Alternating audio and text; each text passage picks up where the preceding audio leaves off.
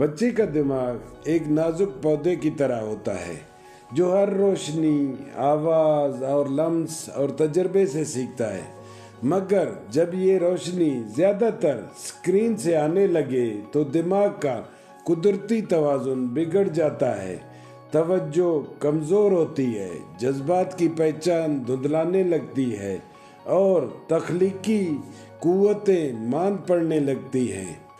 السلام علیکم والدین، آج ہم بات کریں گے کہ زیادہ اسکرین ٹائم بچے کے ذہن کو خاموشی سے کیسے بدل دیتا ہے۔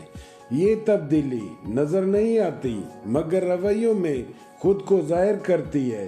اچھی خبر یہ ہے کہ چند درست عادتیں اپنا کر ہم اس تبدیلی کو مثبت رخ دے سکتے ہیں۔ بچوں کے پہلے 5 سال ان کے دماغ کی سب سے تیز نشو و نما کا دور ہوتا ہے۔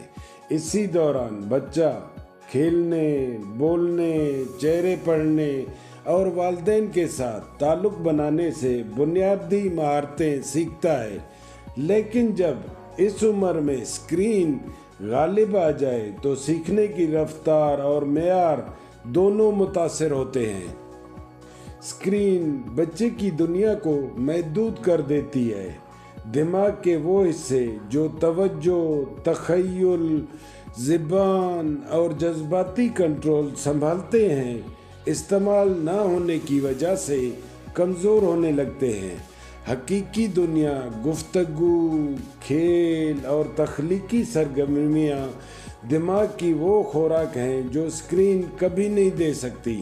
اسکرین کے تیز مناظر، چمکدار رنگ اور اچانک آوازیں بچے کے دماغ میں ڈوپامین کی سطح بڑھا دیتی ہیں۔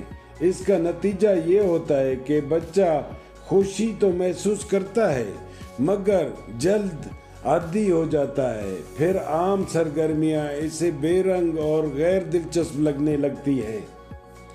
ڈوپامین کی یہی زیادتی بچے میں چڑچڑاپن پیدا کر دیتی ہے، بے صبری، نیند میں خرابی، زبان سیکھنے میں تاخیر اور توجہ کے مسائل پیدا کرتی ہے۔ والدین اکثر سوچتے ہیں کہ بچہ بدتمیز ہو رہا ہے مگر اصل میں اس کا دماغ غیر متوازن محرکات کا عادی بن چکا ہے۔ حل مشکل نہیں، صرف توازن چاہیے۔ 2 سال سے کم عمر بچوں کے لیے اسکرین 0 ہونی چاہیے۔ 2 سال سے 5 سال تک صرف 1 گھنٹہ، وہ بھی والدین کے ساتھ بیٹھ کر۔ جب والدین ساتھ ہوں تو بچہ صرف دیکھتا نہیں، سمجھنا بھی سیکھتا ہے۔